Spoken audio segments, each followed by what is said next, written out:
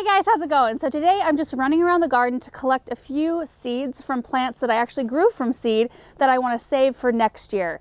So I'm going to be saving seeds from cosmos, Rudbeckia, Snapdragons, Zinnias, and sunflowers. We'll go ahead and put all of those up on the screen with the time signature in case you want to skip forward to something specific. But I think we'll go ahead and start with the cosmos. The only thing I'm using at this point is just a pan and my pair of snips, and then we'll take everything to a table to actually dismantle the blooms and get the seeds out. Okay, so we're out here by the chicken coop. I planted some cosmos right here, and they're just a really pretty white cosmo. You can see one of the blooms is still kind of there. We had 24 or 25 degrees last night, so I'm actually surprised this is still living.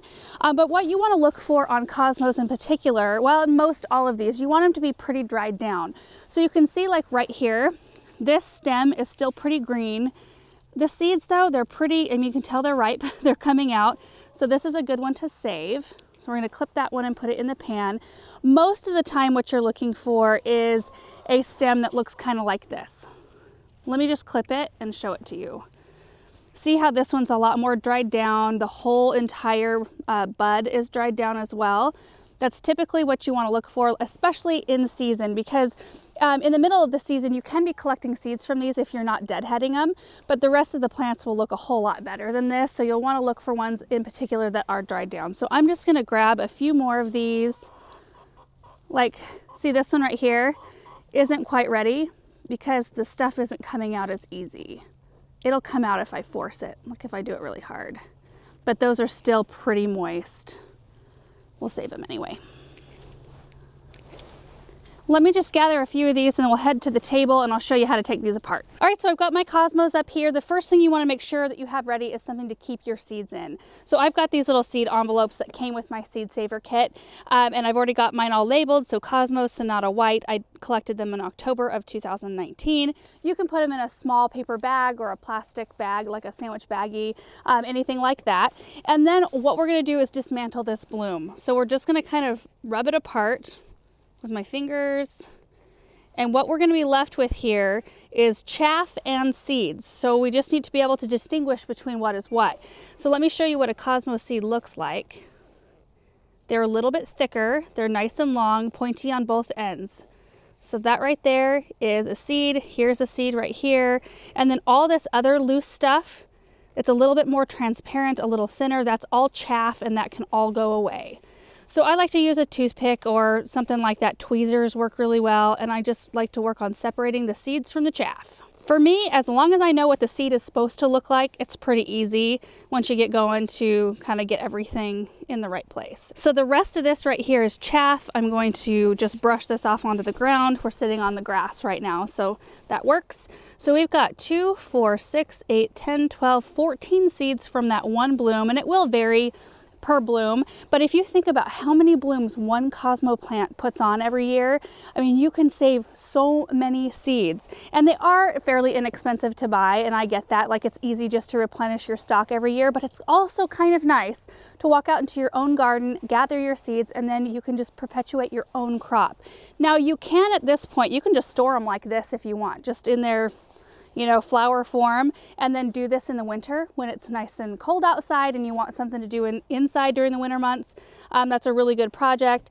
And then when you're all done, so I do have some work yet to do, but I like to do this on a piece of paper because then you can easily, I say easily, we'll see how this works.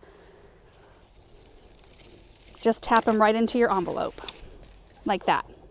So let me finish up with the cosmos and then we'll go out and find some Rudbeckias. So these right here are cherry brandy Rudbeckia that I grow for cut flowers primarily. I started these from seed early on inside our house and then moved them out here, planted them later on.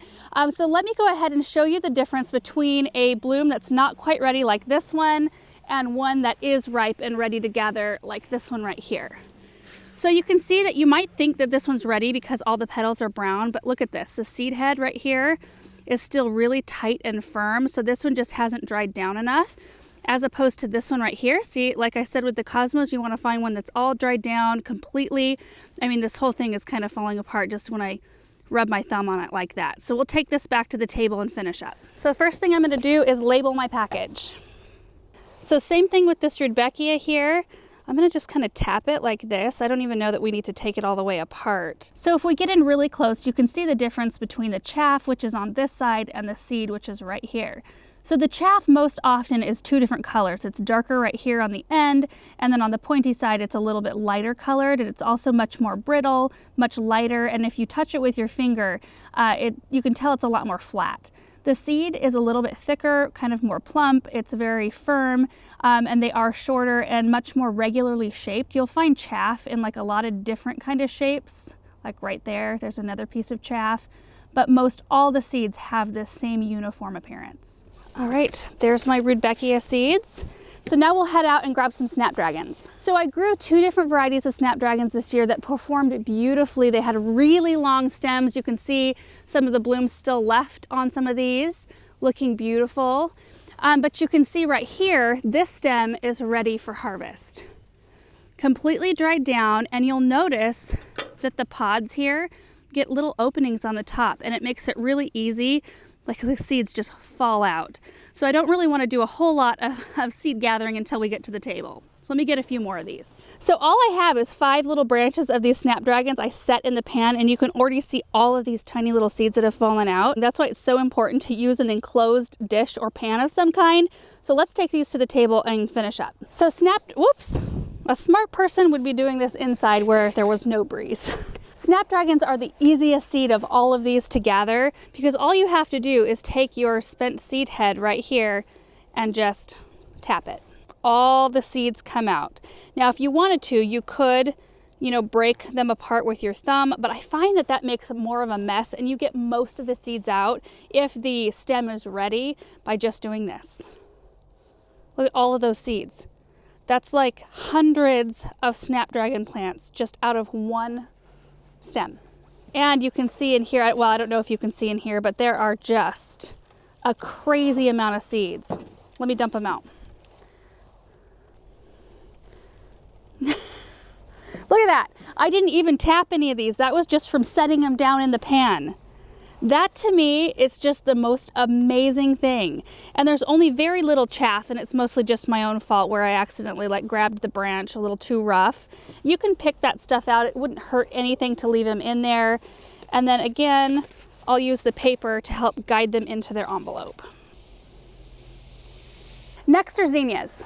So now we're looking at our zinnias that looked beautiful yesterday, and they look really sad after last night's low temperature. But you want to look for the same things with these as you do with the Rudbeckias and the Cosmos. Let me grab this one. You can see that this zinnia has already lost some seed. It's already dried down. The seeds come off very easily. So that's what we're going to look for. As opposed to something like this, this one's just barely starting to fall apart. So I'm gonna actually leave these out a little bit longer, and I'll harvest some seeds and some, we'll let wildlife kind of carry away. So anyway, let me grab some of these and we'll bring them to the table. So zinnias are much like Rudbeckia. The seed heads look very similar. They come apart in a very similar way. So let me just kind of break this one apart, and we'll be left with chaff and seeds. So I'm gonna use my toothpick here. If you just kind of gently comb through, there's quite a bit of chaff, which is just like leftover petal debris. And you can see it's very irregular, it's lighter in color. The seeds look like small kind of elongated discs. I don't know if that's the best way to describe it, but that's what they look like. Oops. That's what they look like to me. That's what you want to look for. So 33 seeds on that one bud. So now I'm going to put these in their envelope, and then we're going to go grab some sunflowers. So this is the last thing I want to gather today. I planted a small handful of sunflower seeds actually really late in the season, but I enjoyed them so much here that I want to make sure to save some of these seeds. Now, most of these are not quite ready to gather yet. You can see that they're dried down. Obviously, there's just a tiny little bit of color if you look hard, but most of them are getting pretty close. What you want to look for are sunflowers that are obviously, pointing down. They look like they're done. They're tired. Their leaves are starting to yellow and dry up. Like this one right here in particular, all the leaves are dried up. And then you want to look for sunflower heads that look kind of like this.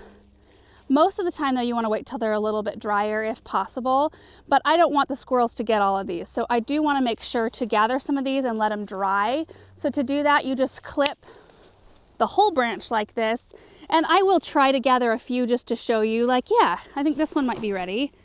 We'll take this one back to the table and show you. You can see that if you just rub your finger across and the seeds come out pretty willingly, that these are ripe and ready to be harvested. As opposed to like on this one right here, you know, I can rub my hand on that and the little bloom kind of things come off, but the seeds don't come with it. But if you just hang these to dry somewhere for a couple of weeks, then you can go in and harvest all that you want. Grab a few more of these. So like I said, this bunch right here is not quite ready just because, and it's going to make a huge mess. All these little buds will fall off. You know, when I try to remove the seeds with my fingers, I mean, I could force them out of there if I wanted to, but I'll just give it some time and let them dry down a little bit. But I did find one that is ready. Let me grab that. So this little guy right here. So first off, I can remove all these little buds that are on the top and get rid of those so we don't have the mess. And now you know they're ready when you can just go like this. Like they just kind of fall right out with just a gentle tug. Some a little less gentle than others. And they just almost fall out on their own when they're all the way dried down. Okay, so I've got that one all cleaned out. You can see that there's no seeds left in there. And there's just a tiny little bit of chaff, which I usually don't worry about with sunflower seeds, just because they're really easy to distinguish. But I did want to show you, like, look at this right here. Look at how many seeds are right there. So if you're harvesting these to like feed them, I'm going to feed some of these to my chickens. I'm also going to be planting some next year. So it's just a really fun thing to do. So I've got my 5 different types of seeds. I am going to be going out into the garden and harvesting a few more. Like I said, I have another variety of Snapdragons out there and then several varieties of Zinnias I want to save.